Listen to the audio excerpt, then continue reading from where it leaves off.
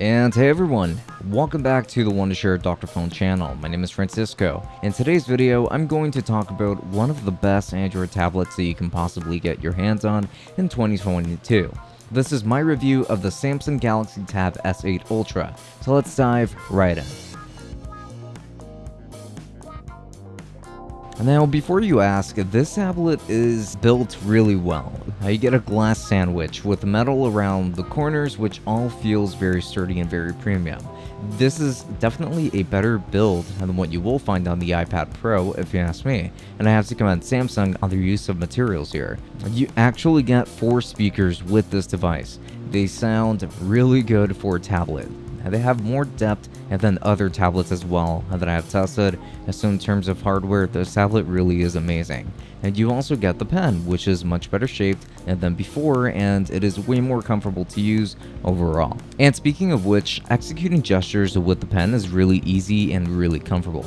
You do get that additional button on the stylus to program it to your needs if you want to. You can toggle the quick access menu to take a screenshot and then take quick notes on it, send a live message, and so much more. I did not see this much functionality from the S Pen and the Galaxy tablet a couple of years ago when this feature got officially introduced, so this is really cool to actually see on this super high end, even though you do still get those features with the lower end S8 Plus and S8. It's just really refreshing to see. Now, this display on this device is one of the most interesting things about it. This is a 16 by 10 1848 by 2960 14.6 inch AMOLED display. Now, the aspect ratio makes this a really long tablet to hold, and it is somewhat awkward as a result. But when I say that this display is really good, it's because it's really good. Now, you're going to catch the richest of colors, from the darkest and deepest blacks to the brightest and most vibrant whites.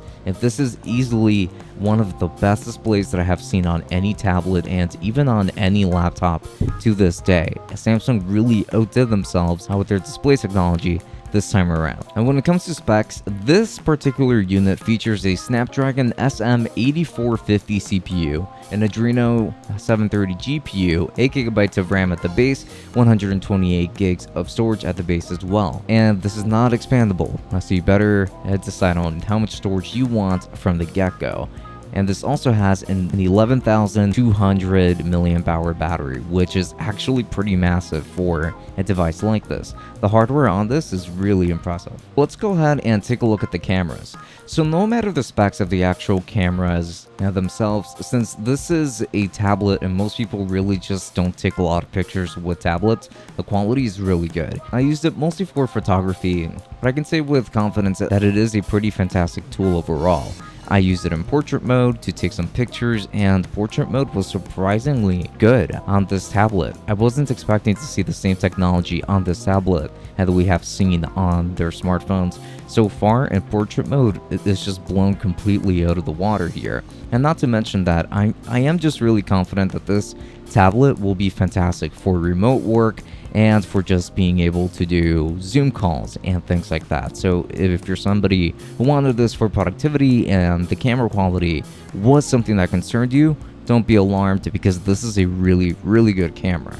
And then let's go ahead and talk about gaming performance. For those gamers out there, you will get exceptional performance out of this tablet. For example, I actually played Asphalt 9 and it ran beautifully. There was zero delay and zero graphical compromises that I can think of, at least. It looked really good, really sharp, and it even ran at high frame rates. So if you wanted an Android tablet for gaming, then the Tab S8 Ultra is really one of the best ones that you could possibly consider for that exact same purpose. Now, the last thing that I wanted to note was that the battery life is actually pretty good. Here we're looking at around 8 hours with regular usage. To me, it's good enough for me, but the standby power isn't really too good, so you could expect less battery over time. Like if you're just leaving it alone and not really using it for some time, you're going to notice that there has been a bit of a drainage over there, maybe about 10% per day. So in conclusion, this device is really cool and I really like it, but I'm not entirely sure if it's really worth the asking price